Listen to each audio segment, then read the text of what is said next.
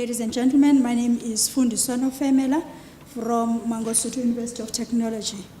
We're going to speak to you about the role of public-private partnerships for graduate employability, and we will be telling a story of the case of the Nedbank Sales Internship Program. With me is my co-presenter, Ms. Moretsane from VUT. And just before we go into this presentation, we want to say this is a collaborative effort amongst most of the players in the project.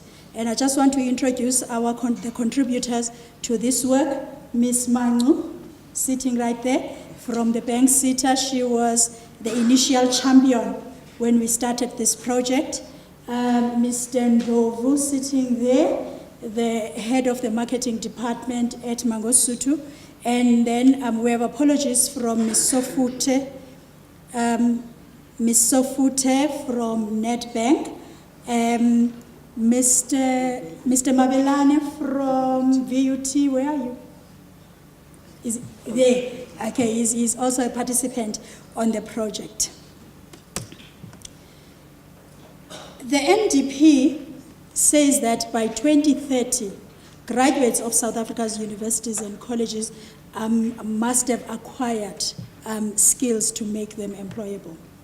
But I see this as a mammoth task because of the 19.7 million youth aged between 14 and 34, only 1.9 million are in higher education and TVET system, and only 2% are in workplace-based learning. This is according to information that the D had provided to the Presidential Commission on Higher Education and Training.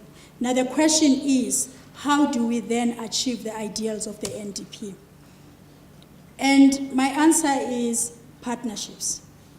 The NSDS3 is very articulate about partnerships between industry and higher education.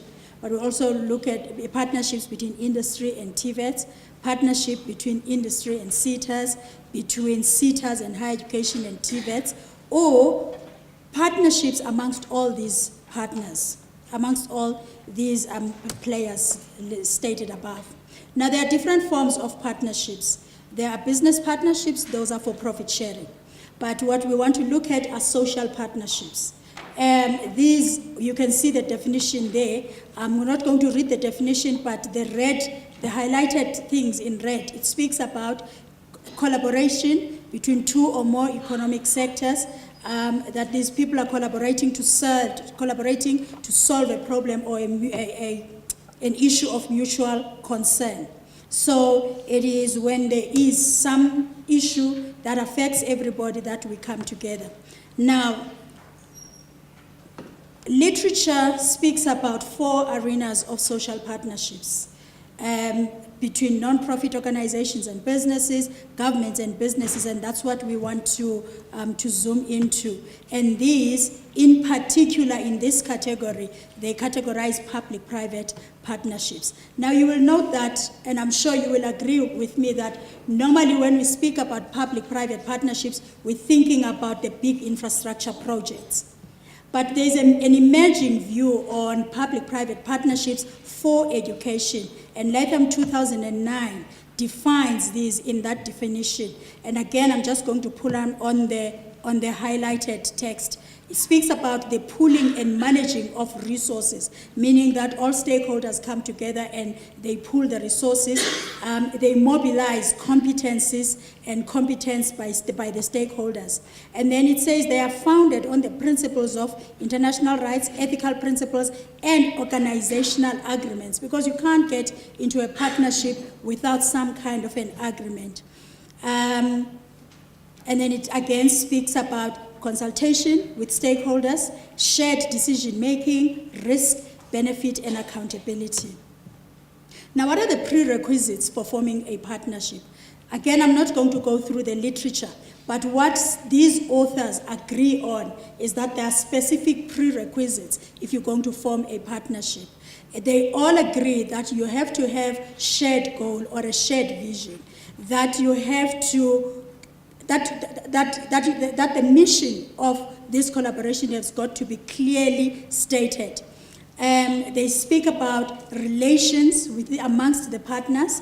They speak about governance and leadership, because if you're going to be multiple stakeholders working on a project, there's got to be some governance principles. They speak about trust and trustworthiness, and something that Prof spoke about, the evaluation, because we never, we tend to forget the evaluation part.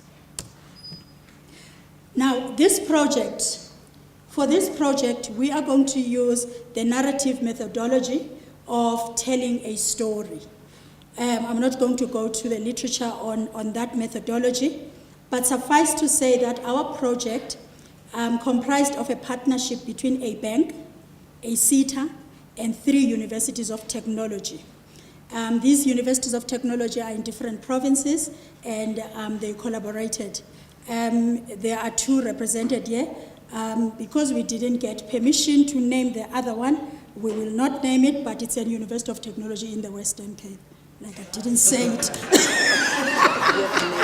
I didn't mention the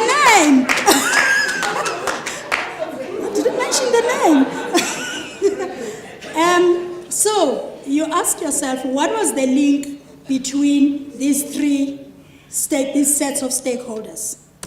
First of all, Nedbank. Nedbank is the bank that we're talking about. Nedbank needed to increase their skills base in the sales arena. They needed to develop a pipeline of future sales consultants.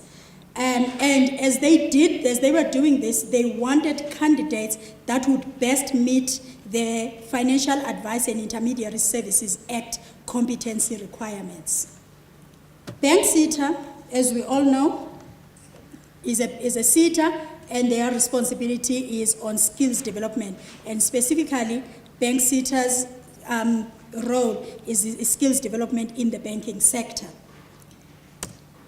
For the universities of technology, we need our students to be skilled in areas of their disciplines. But above that, you find that most universities of technology offer a national diploma marketing that is approved by the Financial Services Board. So if you look at those 3, you will see that there was some kind of a shared goal, and possibly some benefits that each partner would have derived. Now, my colleague is going to take you through the recruitment, how we now went into the project. Thank you. The University of Johannesburg. Rethink, reinvent.